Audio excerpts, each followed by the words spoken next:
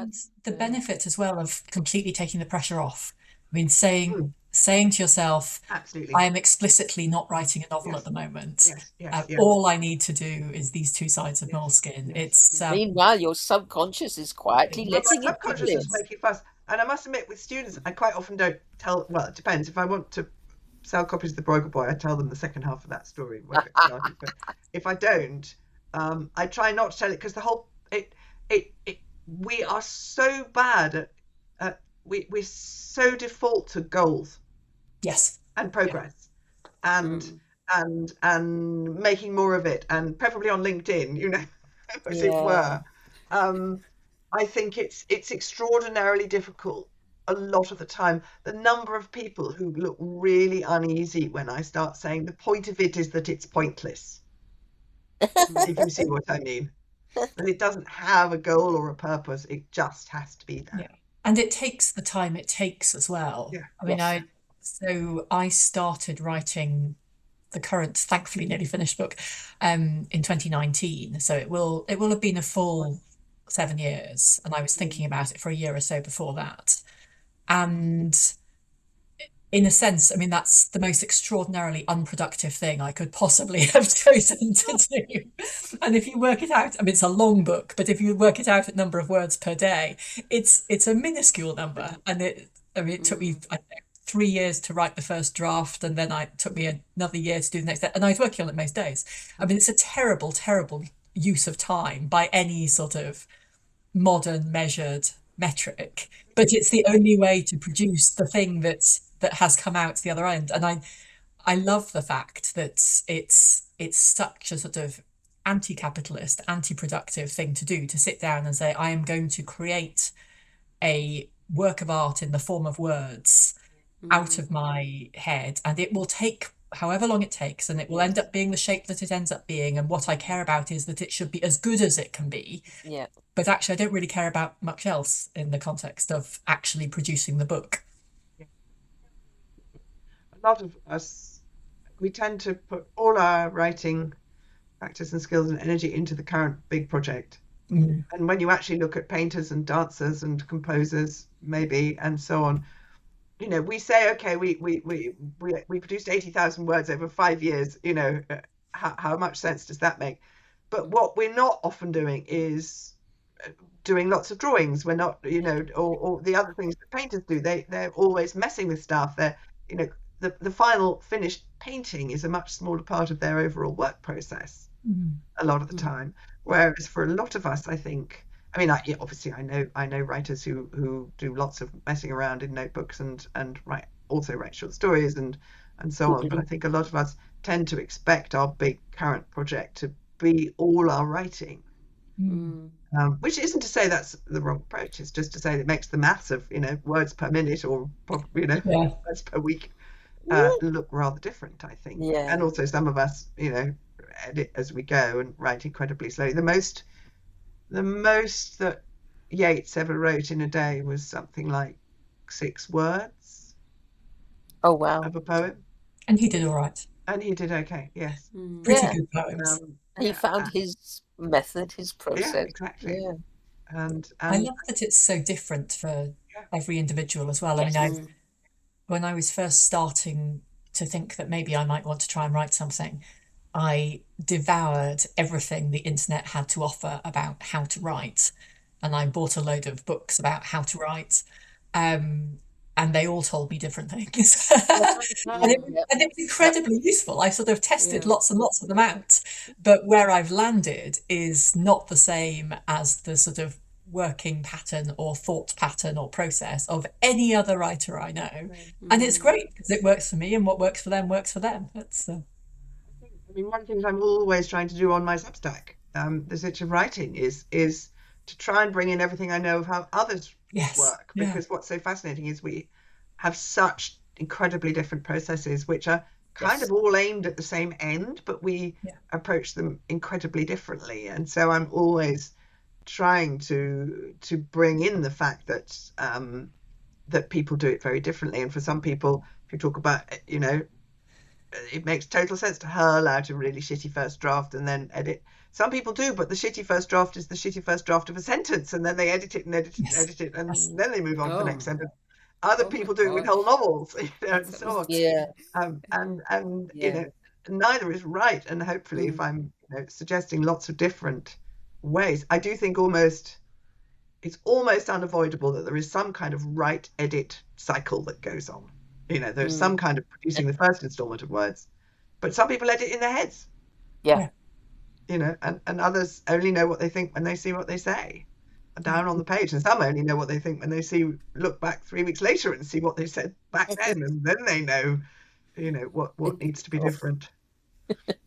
Wow. Anyway, writers chat. That was amazing. Yes, Whichever way you do it, if it works, it's the right way. absolutely. Yes. Yeah. What are you reading like while you're writing, or does that not happen? Do you have reading as a separate activity, or does it sort of tie in with your writing? It depends what stage I'm at. So when I was early in writing this book, so I wrote most of the first draft of it while I was doing the Bookchat Creative Writing MFA, which sadly no longer exists, but they still do an excellent MA. But I was trying to work out what voice I wanted for this book. It brings together a load of different genres, which got a bit complicated. So I read a huge amount of sort of analogous memoir. I read a lot of mountaineering expedition books.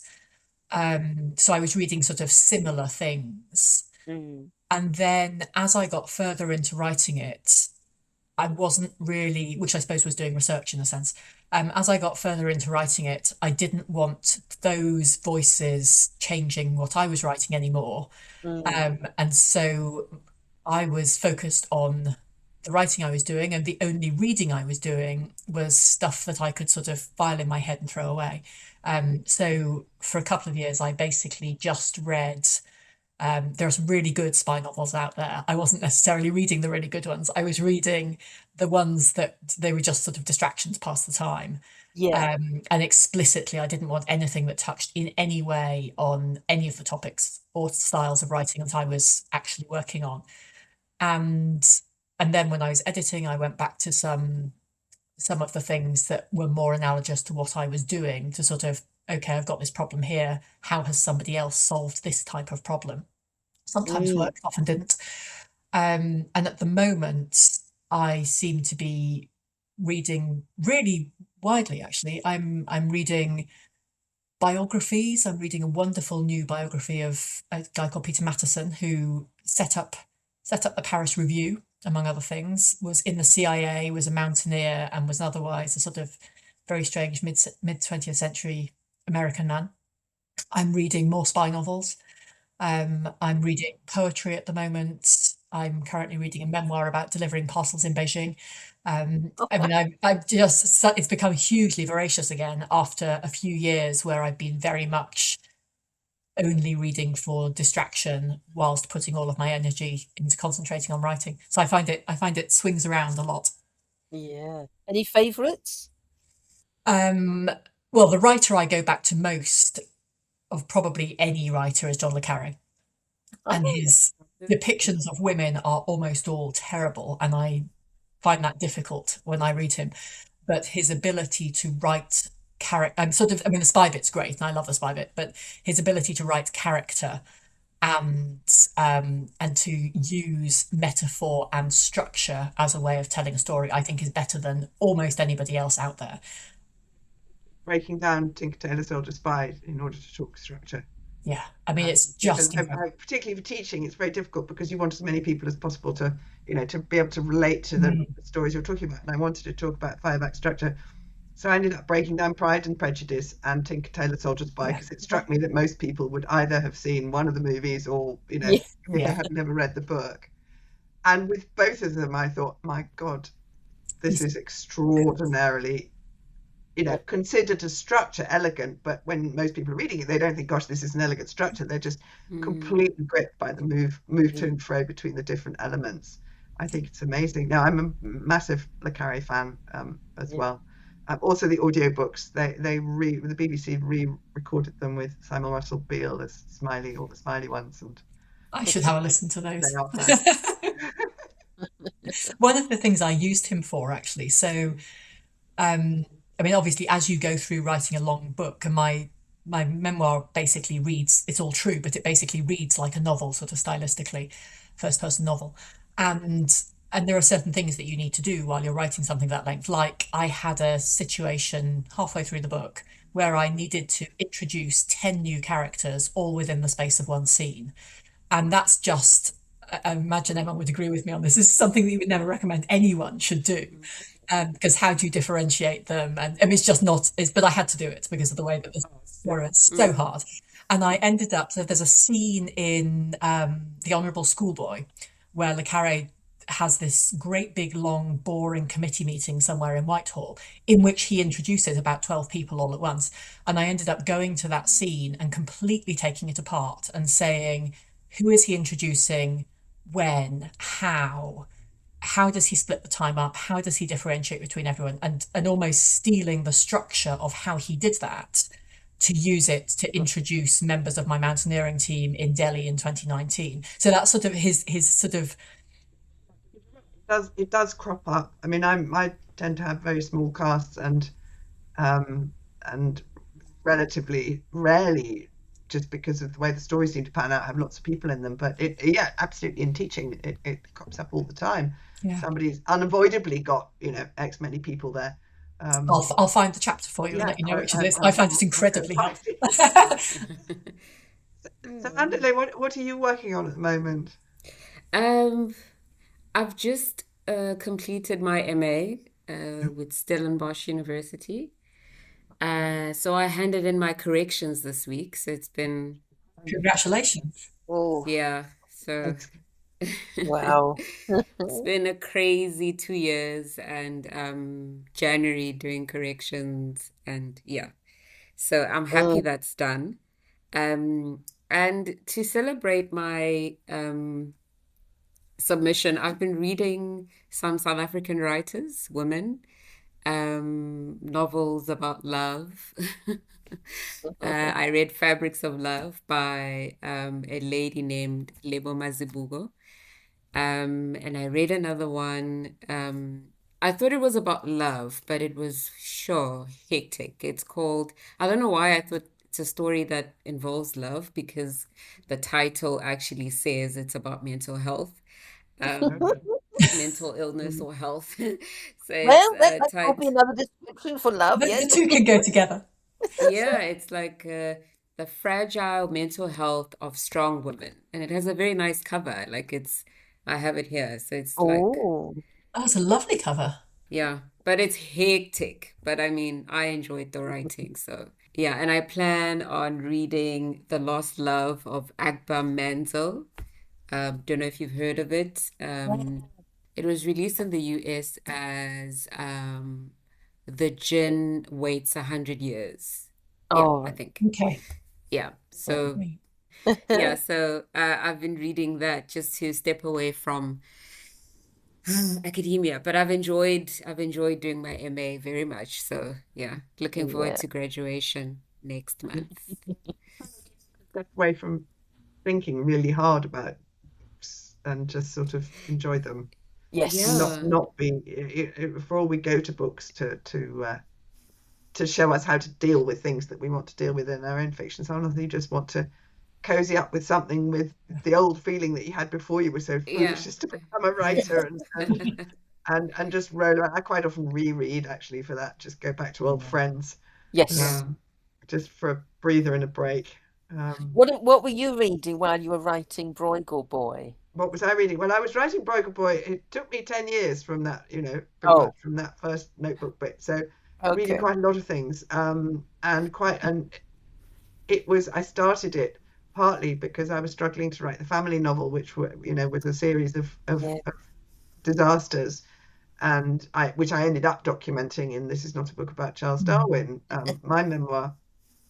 And Which is a but fascinating book about the Yeah. process of writing a book. It Yeah. really is really interesting. that very, very niche genre, which is about failing to write books.